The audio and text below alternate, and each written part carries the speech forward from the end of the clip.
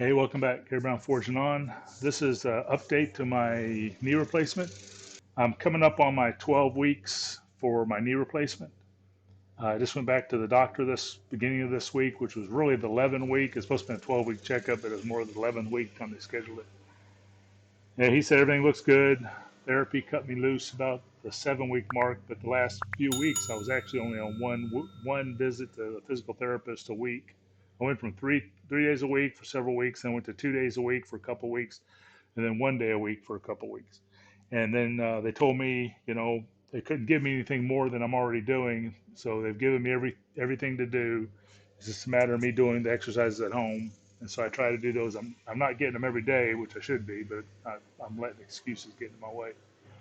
But I was supposed to go from 0 to 120, and when the day they let me loose, like I said, it's about the 7-week mark. I was at 121 on my own. I could only get 4, and that was with a lot of stretching and stuff going down. They said to me just to keep doing it, and eventually it might get there, but it might not because I wasn't able to get a 0 before the surgery. My knee was always been buckled, so that's just the way it goes. My other knee actually hyperextends. It actually goes beyond, and so the doctor says after I get it replaced, which I've already got it scheduled for the in September this fall to get my other knee replaced. He says even though hyperextends now, it won't after the surgery because the metal piece they put in there won't allow it to go more than 0.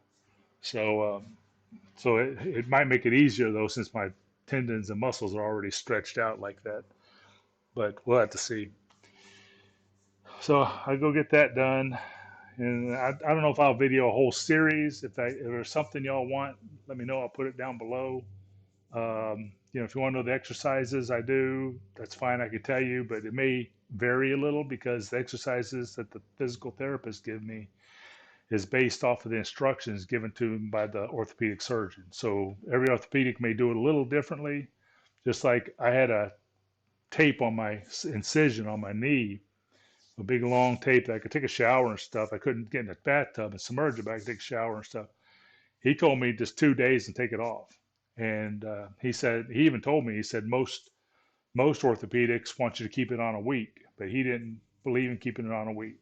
And so I took it off after 2 days, and my knee is really healing up good.